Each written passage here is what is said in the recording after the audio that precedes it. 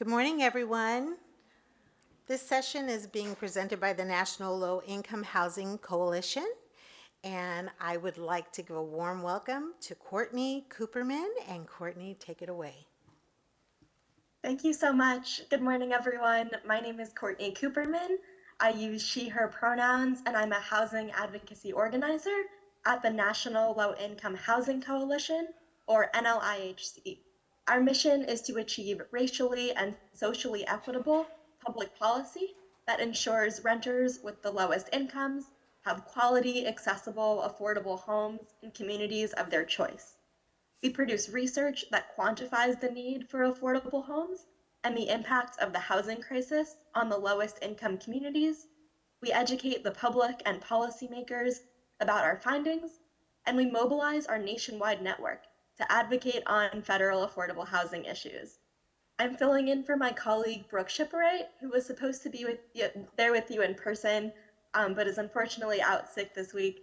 So I just want to thank the conference organizers for your flexibility in accommodating our last-minute switch to a virtual presentation, and for all of your flexibility and for still choosing to join for this presentation. The first part of this workshop will cover the why of federal housing advocacy, what we can accomplish when we share our perspectives with our elected officials, and why coalition building is so important to making advocacy successful. We'll then get into the what of federal housing policy right now, what's going on in Congress and the administration. We'll then move into the how of federal housing advocacy. What are some tips for advocating effectively? And what are the resources that NLIHC makes available to do so? This will include an overview of some of our key data from our annual reports called The Gap and Out of Reach. We'll then conclude with a recap of some ways to get involved with NLIHC, and then we'll break a few minutes early so you have time to explore our Legislative Action Center and directly engage in some advocacy. So before we talk about the current challenges and opportunities in federal housing advocacy, I think it's important to reflect on the major housing policy victories of the past few years and the role of advocacy and coalition building in achieving them. Recapping these victories reminds us that nothing is predetermined, that even when the political climate isn't favorable, our actions can change the weather. So we're going to travel back in time 3 years to the start of the COVID-19 pandemic. Oh, I was just yes, I forgot it. I was going to make an announcement about this, but it's the National Emergency Alert, so it's working. Cool. I knew that was going to come up during this, and I was going to say something. But anyways, hope that that's working for everyone.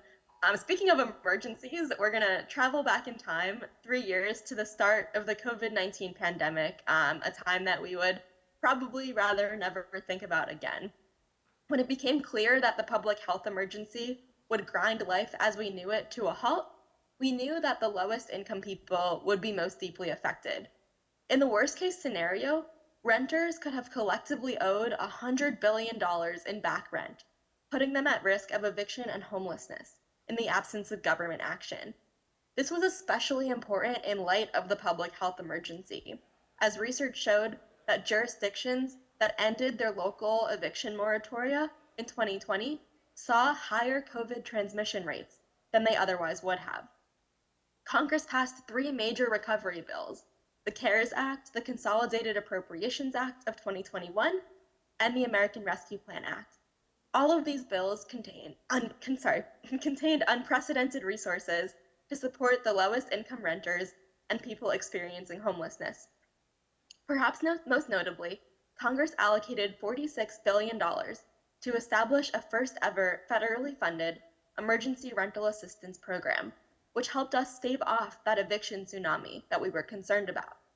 These relief measures were not guaranteed, and none of it would have been possible without decades of advocacy and coalition building that enabled us to spring into action during a time of crisis. Our ongoing efforts to educate members of Congress about housing needs, to cultivate housing champions, and to build up a nationwide network of advocates that could call their members of Congress at a moment's notice or join a sign-on letter, all of that is what made it possible for us to act within the narrow policy window and emergency period of the pandemic. If we weren't constantly engaged in this work, if we had just waited for the emergency to start to then build and mobilize a network, we couldn't have gotten it done. I think it's important to emphasize how coalition building was essential to achieving these victories.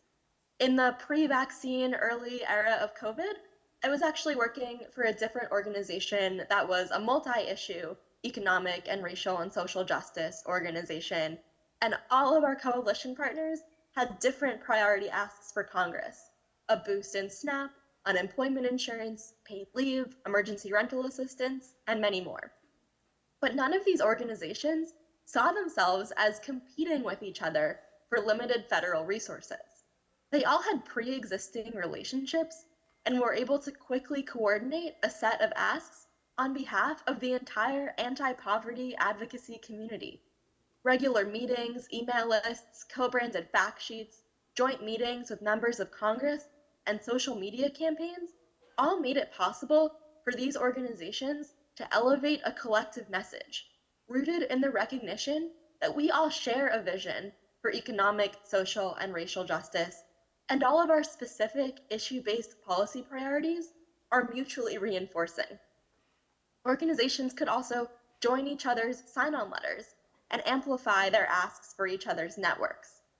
Having these coalitions enabled us to pool our resources and harness each member's strengths. For example, some groups had connections with elected officials that were champions on their issues and could easily bring them in for meetings where we advocated on other issues. Certainly, these coalitions are not without tensions and disagreement, but constant communication and connection makes it possible to all row in the same direction. And the coalitions that formed and strengthened through the emergency period have endured, with greater communication and collaboration to advance all our human needs priorities in DC.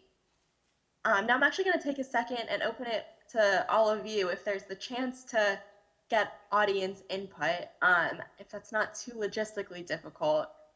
Would it be possible to get a microphone out into the audience to ask the question, were there any major housing policy victories in your communities within the past few years?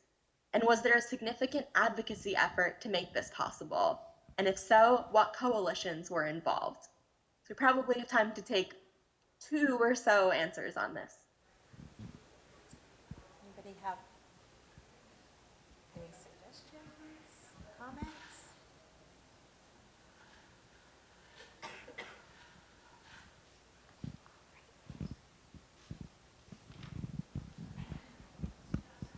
Do we have any volunteers? Hi, my name is Samantha. I'm a housing counselor with Tacoma Pierce County Habitat for Humanity. So this isn't my specialty, but I do know of the so advocacy in like policy isn't my specialty, but I do know of the Covenant Home Ownership Act that was recently passed in the state of Washington, and I know that that was a huge win. Some of the I know TPC Habitat was a part of that. I know the Seattle King County Advocacy group was a part of that. It was a combination of many policy advocacy groups collaborating together to kind of push for this. That's pretty much the only one that has stuck in my mind that I know of. I'm pretty sure there's more, but I'm not an expert on that. But that's, yeah. Yeah, that's a great one. Having a statewide bill that gets passed usually does take a pretty broad and engaged coalition. Do we have any other volunteers? Hi, this is Carlita Mendez. I'm with Bremerton Housing Authority. I have a brief story to share regarding a policy victory. Bremerton Housing Authority, we're the performance-based contract administrator for the states of Washington, Utah, Nebraska, and we're the subcontractor for the state of Missouri. We are one of a handful of public housing authorities that hold state contracts across the country. And our public housing authority hat, alongside our PBCA hat, was going unrepresented. Our voices weren't being heard as loudly as others who hold the PBCA contracts. So our agency, along with 7 other public housing PBCAs across the country, we formed a nonprofit local housing administration coalition. And through LHAC, which is our acronym, we have been working on the Hill. We've been working across delegate office across the entire country, educating policymakers as well as HUD on the impacts of housing policy and how that is run through the vehicle of a contractor like performance-based contract administration. And so through that, we've been able to work on policies that touch on management and occupancy reviews, voucher processing, and most recently, we've been engaging on, at least not myself, but my staff has been engaging on HOTMA discussions and activities going on throughout the industry now. Thank you. That's fantastic. Yeah, I think getting that sort of organized structure can be really key, especially when it's communicating about really complex issues that might not be intuitive to policymakers. Thank you. All right, I'm going to move on to the next piece, but appreciate both of you sharing, and I'm sure that there are many more examples from throughout the room. So I encourage you to think about those in light of everything I'll be sharing about advocacy and tips for effective advocacy. So that brings me to our current policy update and top priorities for advocacy today. So we all know that these emergency measures and one-time investments of the pandemic, as significant as they were, are far from enough to meet the scale of the need and address the root causes of housing insecurity and homelessness. That's why NLIHC launched our Housed campaign for universal, stable, affordable homes. The Housed campaign aims to advance anti-racist policies and achieve the large-scale, sustained investments and reforms necessary to ensure that renters with the lowest incomes have an affordable place to call home. The Housed campaign has 4 pillars. The first is to bridge the gap between incomes and housing costs by expanding rental assistance to every eligible household. The second is to expand and preserve the supply of rental homes that are affordable and accessible to people with the lowest incomes. The third is to provide emergency rental assistance to households in crisis by creating a national housing stabilization fund. And the fourth is to strengthen and enforce renter protections to reduce the power imbalance between renters and landlords that puts renters at risk of housing instability and homelessness. A big part of our advocacy in the 118th Congress is playing the long game to build momentum for these priority bills that fall within each of the 4 pillars. So I'll share some of those bills and what that proactive advocacy looks like.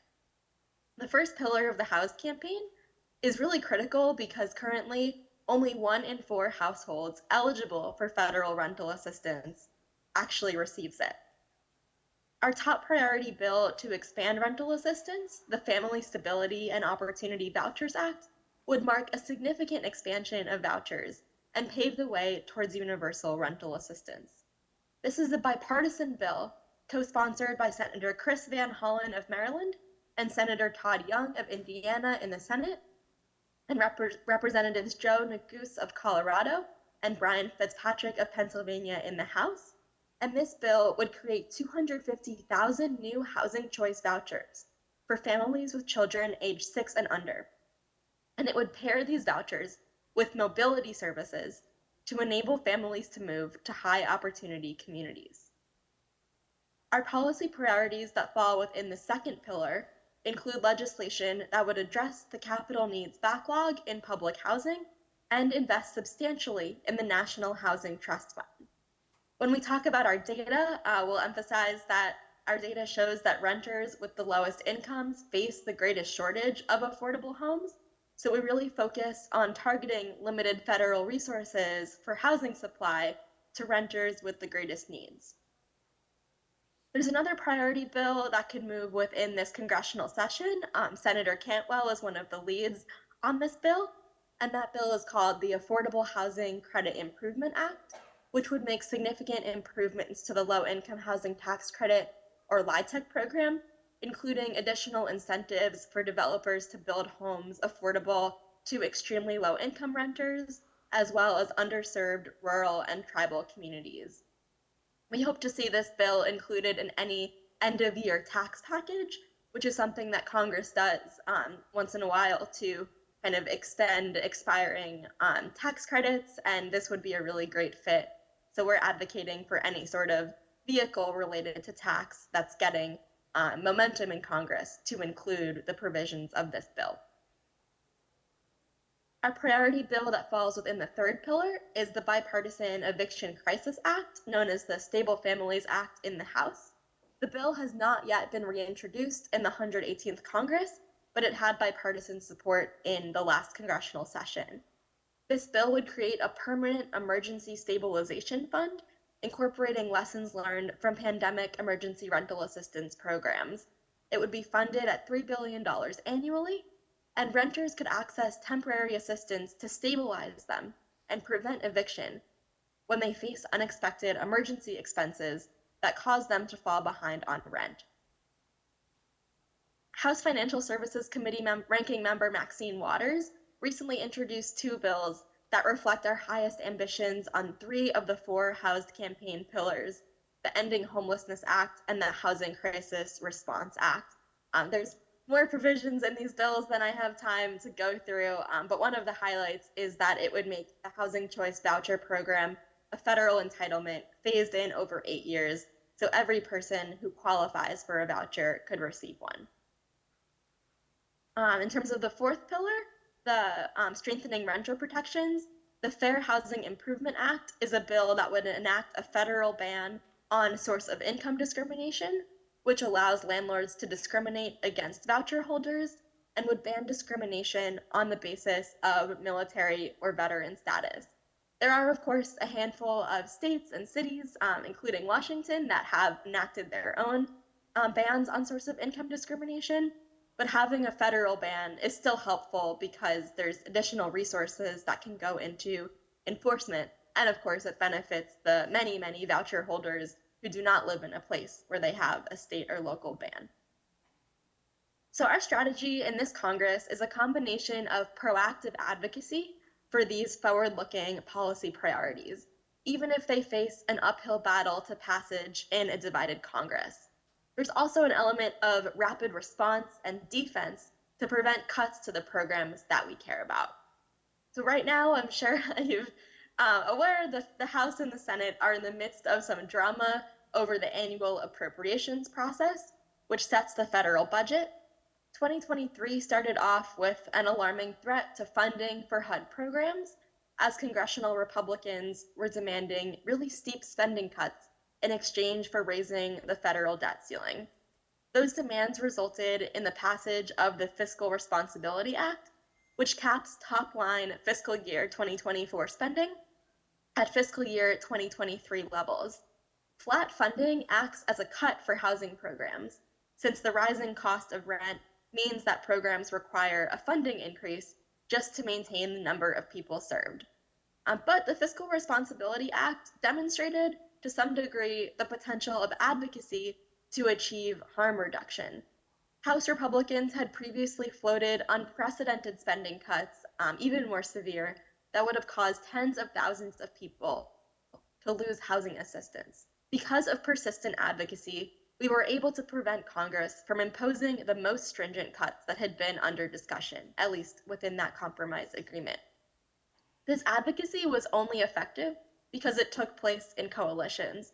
All domestic programs that are funded through the annual appropriations process were facing the same risks, so there was a broad and multi-sector group speaking up against these cuts. However, the drama is far from over. House Republicans have drafted spending bills at levels lower than these compromises, while the Senate is drafting its spending bills at the levels agreed upon in the Fiscal Responsibility Act. This creates a huge gap in proposed spending numbers between the two chambers, and the two sides need to come to an agreement in order to pass a budget for fiscal year 2024 and keep the government open. Fiscal year 2023 technically ended on September 30th, and that was Congress's deadline to reach a budget agreement, but pretty much every year Congress gives itself an extension on that deadline, which they did this year, they passed a short-term continuing resolution at the 11th hour to extend government funding at current levels until November 17th and to stave off a government shutdown. However, far-right Republicans in the House voted to oust Speaker Kevin McCarthy for passing a continuing resolution that did not contain enough conservative priorities and for compromising with Democrats to keep the government open. How this unprecedented development will affect the annual appropriations process remains pretty unclear. The House really can't do anything. They can't move appropriations forward until there is a new speaker elected. But given all the uncertainty involved, it's really critical for housing advocates to engage and make sure that both chambers prioritize housing resources in the federal budget. So kind of cutting through some of that political drama and noise, here's what you can do. Here's how you can make a little bit of sense of this moment. Advocates can reach out to express support for a fiscal year 2024 budget that contains the maximum resources for housing and homelessness programs and adequately funds programs that serve the lowest income people. In particular, we're prioritizing the Senate's proposed funding for tenant-based and project-based rental assistance, full funding for public housing operations and repairs, the Senate's proposed funding for homeless assistance grants, the Senate's proposed $20 million for a new program for legal assistance to prevent evictions, and the House's proposed funding for the Native American Housing Block Grant Program, which proposes a 40% increase from current spending levels. Now you might be thinking, this is all really great, but we have a million things going on. We don't really have the time to engage with our federal elected officials about this. And that's where NLIHC comes in. We make it really quick and easy to weigh in on federal policy priorities, even if this isn't your expertise or you don't have a ton of staff capacity to devote to it. Our Legislative Action Center has fillable templates that you can use to send messages to your members of Congress, and a sidebar where you can sign your organization onto letters in support of our federal priority bills, which we then circulate to members of Congress in key moments.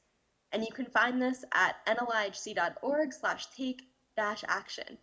Linking to this in your social media or in your emails is also a great way to engage your broader network and membership in advocacy.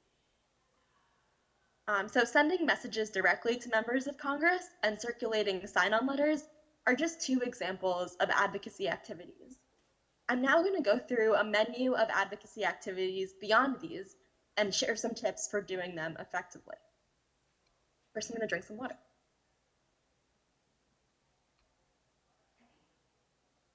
So there's, of course, the traditional meeting with an elected official or their staff. We often call these Hill visits because they can take place on Capitol Hill in DC, but they also can take place at the in-district office. Many offices will also take virtual or hybrid meetings. It's always a good idea to reach out to schedule a meeting at least 2 weeks in advance. You might end up getting a meeting with a staffer rather than the elected official, but in some cases that's actually preferable because the staffer will have more time and greater focus on the issues that they cover.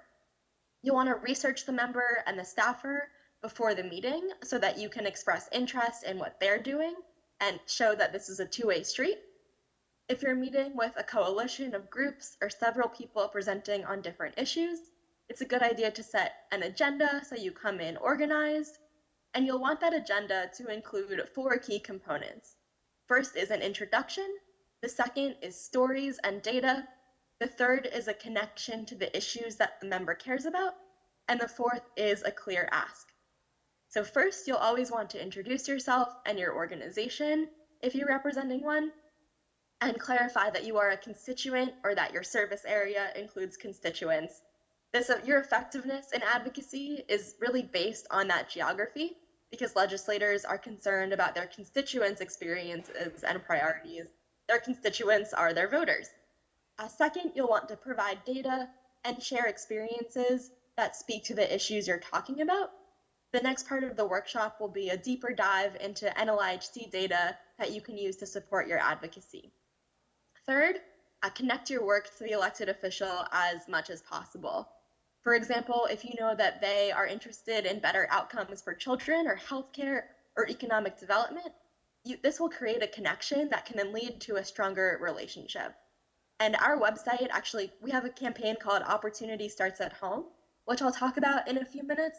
And the website for that campaign has resources specifically highlighting multi-sector connections. This is also a place where having a broad coalition of advocates who can speak to different issues that intersect with housing can be really helpful. Most importantly, make sure you make a specific ask in your meeting. If you're talking about an issue, make sure you connect it to legislation or the budget, something concrete that your representative can support or oppose. You want to leave them with a little bit of homework. You'll also want to try to leave behind materials like a handout, and then follow up after the meeting with an email to thank the office, send digital copies of any leave behind materials, and remind them of your ask. It's also a good idea to follow up with a post on social media. I have an example on this slide from Mindy, who's actually in Washington. I don't know if Mindy's there, but if you are, hi Mindy. Mindy's one of our board members. And so this is a great example of posting on social media, showing your constituency that you had this meeting, and showing the office that people are paying attention to what happened and have the power to hold them accountable. Social media can also be a form of advocacy in its own. Organizations will often organize social media advocacy days, but something that I always tell people is that not all social media is created equal. A recent survey from the Congressional Management Foundation found that 78% of congressional offices say social media has an influence on their boss's decision-making if multiple constituents that are affiliated with an organization are posting in close time proximity to each other. It's also important for these constituents to tag members of Congress in the posts and to coordinate them within a narrow time frame, so the office is kind of getting flooded with them within a narrow period and paying attention. You may want to use a hashtag to track content so you can keep an eye on who's engaging with your campaign. You can also tag us at NLIHC and we'll amplify your posts. I've also heard that doing these posts with other coalition partners will catch congressional offices' attention, especially if you have unlikely coalition partners involved. If you can have the business community and anti-poverty advocates elevating the same message, I can almost guarantee that your legislators will start paying attention. And here's another sample social media post that follows these best practices. They have hashtags, they tag their members, it's engaging, they have the ask involved. Just real quickly, a few other activities that can be helpful are making phone calls, doing this in a coordinated call-in day where you're driving a large number of calls to the office can also be effective. Media advocacy can be effective. Members really do keep track of op-eds or letters to the editor in their hometown papers about the issue. You can also meet the elected official at events that they are already hosting, like a legislator town hall. Be prepared to ask a question on your issue, and then that can lead to follow-up outreach that forms the basis of a new relationship. And sometimes the most powerful form of advocacy is when elected officials come to you rather than the other way around. Bringing an elected official to a housing development and having them speak with community members can go a really long way in showing rather than telling why investments in affordable housing and community development matter. And a full 95% of congressional offices say that these site visits are important. Of course, in all of our advocacy, NLIHC emphasizes the importance of engaging and empowering people with lived experience of homelessness or housing instability. Having someone who can directly attest to the impact of a policy or program on their own life, or how lack of access has created challenges, can have immense sway over an elected official. And most importantly, it creates an opportunity for community members historically excluded from the political process to make their voices heard. But these efforts can sometimes run the risk of tokenizing people with lived experience or exploiting their trauma. So it's important to treat people with lived experience as authentic partners in advocacy, to engage them in co-creating a meeting agenda and shaping policy asks, not just recruiting them at a later stage in the process, to fill a slot or check off a box. At NLIHC, we consider it essential to honor the time and labor of people with lived experience by compensating them for their contributions with a stipend or a gift card. However, it's important to be mindful of compensation that can put people's access to subsidized housing programs at risk. Additional income of above $600 from one agency must be reported to the IRS and can affect eligibility for subsidized housing.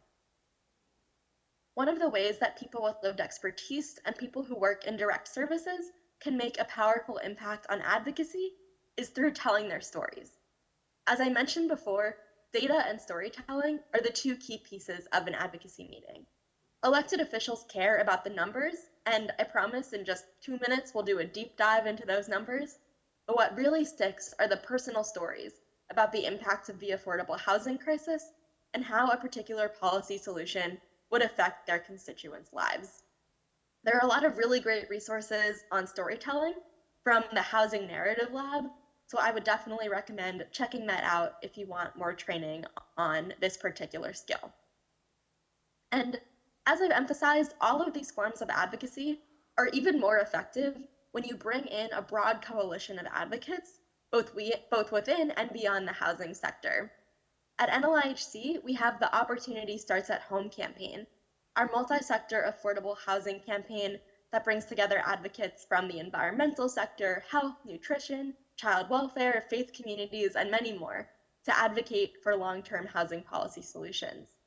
Advocates in these sectors recognize that affordable housing is foundational to all other aspects of life and is deeply intertwined with their own missions. The campaign provides an abundance of resources and talking points for multi-sector advocates on our website, opportunityhome.org, so you can find these fact sheets that outline the connections between housing and other issue areas. I definitely encourage you to check these out and use them as talking points for your own coalitions.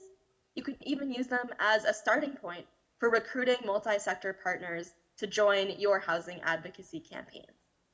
So that brings me to the next piece of the presentation, which is NLIHC's data. All the policy priorities that I outlined before are rooted in the findings of our data, which shows that affordable housing is furthest out of reach for the lowest income renters.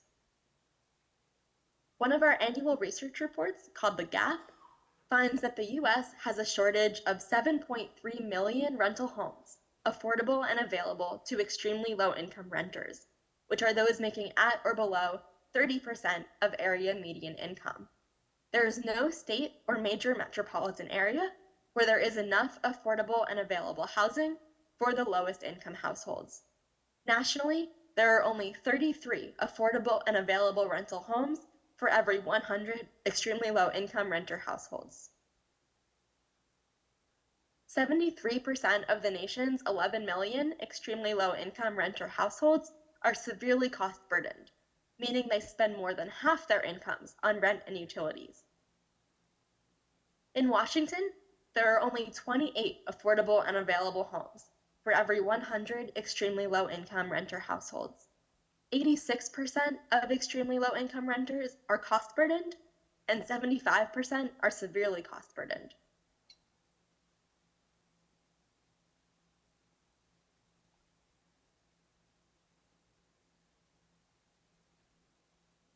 Because of the history of structural racism and ongoing discrimination in the housing and labor market, Black, Latino, and Indigenous households are disproportionately likely to be renters and to be extremely low income, so they are disproportionately impacted by this shortage. 19% of Black non-Latino households, 17% of American Indian or Alaska Native households, and 14% of Latino households are extremely low-income renters, compared to just 6% of white non-Latino households. Extremely low-income renters who are severely cost-burdened are living in housing that would otherwise be available to higher-income renters who could live in this housing without being cost-burdened. While 3.3 million ELI renters live in housing that they can afford, 2.6 million live in housing that would be affordable to renters making up to 50% of area median income, Another 3.5 million live in housing that would be affordable to renters making up to 80% of area median income, and another 1.3 million live in housing that would be affordable to renters above 80% of area median income. To me, this chart really demonstrates that we can solve the shortage of affordable housing at higher ends of the income spectrum by concentrating investments in affordable housing at the lowest ends of the income spectrum. The private market on its own cannot meet the needs of the lowest income renters. It takes subsidy for homes to be affordable to them. With an increased supply of subsidized, deeply affordable homes, the homes that would be affordable to higher income renters would become available to them without any subsidies required to produce market rate housing. This is why NLIHC advocates for federal housing investments to be targeted to extremely low-income renters who face the greatest shortage of affordable homes and the most severe cost burdens. Our other annual research report, Out of Reach, calculates the housing wage, which is the wage that a full-time worker must earn to afford a modest rental home in each community in the United States. This is all based on HUD's fair market rent calculations, and our definition of affordable is that a renter pays no more than 30% of their income on rent and utilities. So essentially, the housing wage is what a full-time worker needs to earn in order to pay no more than 30% of their income on a rental home at fair market rent. This year's Out of Reach report comes in a unique moment in the rental market that shows that a return to normalcy does not mean stability for the lowest income people. It's true that low-wage workers have made the greatest wage gains during this inflationary period. According to the Economic Policy Institute, wages for workers in the bottom 10th percentile increased by 9% between 2019 and 2022, which was the largest percentage increase of any income group. But that 9% increase resulted in an hourly wage of just $12.57, an increase of just $1.04 more per hour. As you'll see on the next slide, that doesn't even come close to the nationwide housing wage. The national housing wage for a two-bedroom rental home is $28.58, nearly 4 times the federal minimum wage. The national housing wage for a one-bedroom rental home is $23.67, nearly 3 times the federal minimum wage. On average, minimum wage workers in the US must work 104 hours per week to afford a two-bedroom apartment at fair market rent, the equivalent of working 2.6 full-time jobs. The housing wages differ in every state, but there is no community in the United States where a full-time minimum wage worker earns enough to afford a two-bedroom rental at fair market rent. And the picture is not much rosier for one-bedroom rental homes. A minimum wage worker must work an average of 86 hours a week to afford a one-bedroom rental, which is the equivalent of more than 2.1 full-time jobs. In only 7% of counties can a minimum wage worker afford a one-bedroom while working 40 hours a week. But minimum wage workers aren't the only ones affected. Nearly 50% of all workers earn hourly wages less than the one-bedroom housing wage, and more than 60% earn hourly wages less than the two-bedroom housing wage. Nationwide, 13 of the 20 largest occupations pay median wages less than the two-bedroom housing wage. Because of a history of structural racism in the housing market, people of color are more likely to be renters than white people. Ongoing discrimination and occupational segregation contribute to racial and gender wage gaps that place affordable housing even further out of reach for women, people of color, and especially women of color. The lowest wage Black worker earns 9% less, and the lowest wage Latino worker earns 8% less than the lowest wage white worker. These disparities widen at higher income levels.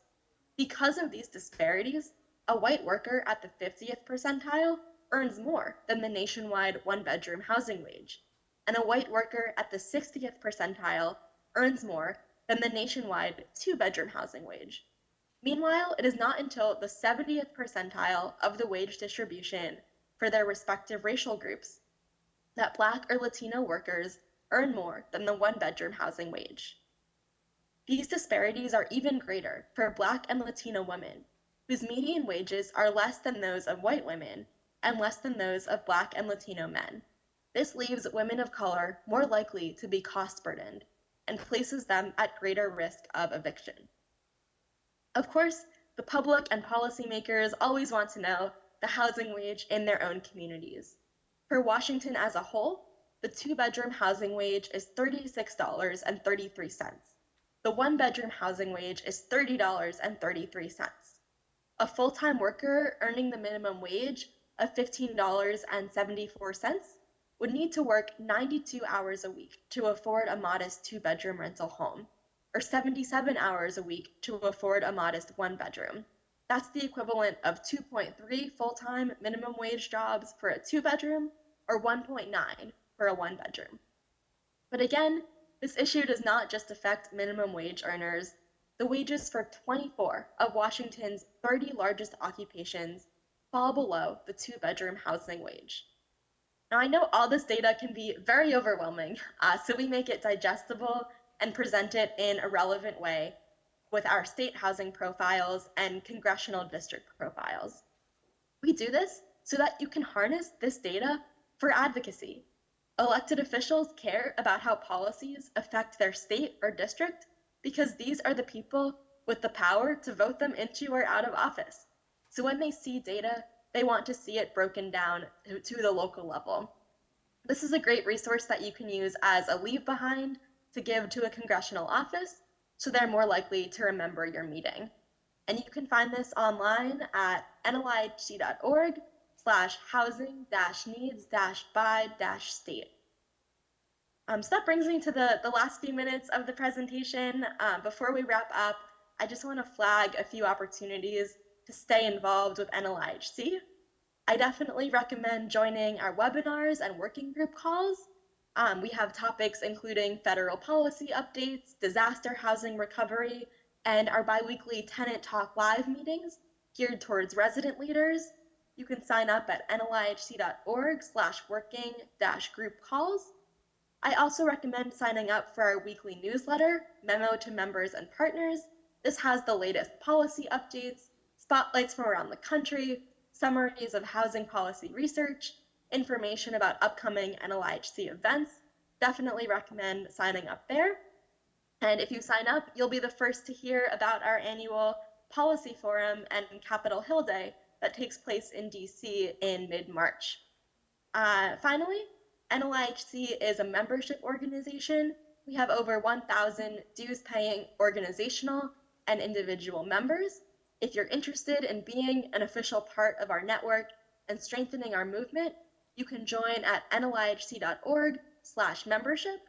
Members will also receive discounted tickets to our annual forum, discounted print publications, and invitations to exclusive quarterly policy advisory committee meetings where we solicit feedback on our policy agenda.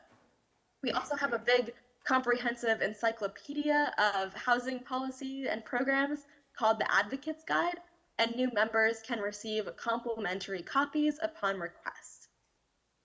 So that kind of brings me to the end. You can reach out to me anytime at ccooperman@nlihc.org. I have about 10 minutes to take questions. I'm gonna have to hop off 5 minutes early because of a prior commitment before the scheduled end of the session, but don't go anywhere. When I hop off, that is the perfect time to browse our Legislative Action Center and directly partake in some advocacy. So you can follow any of those templates, reach out to your members of Congress, join our sign-on letters, put everything that we talked about today into action.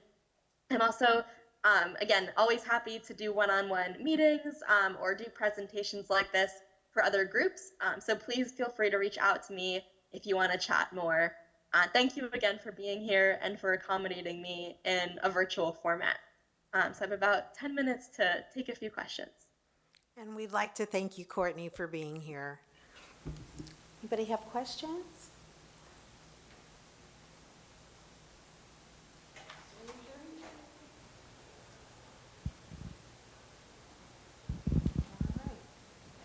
And it looks like we don't have any questions today, Courtney, but I did want to reiterate that all of this is going to, of course, is being recorded, and so you'll be able to watch this again and gain any information that you need.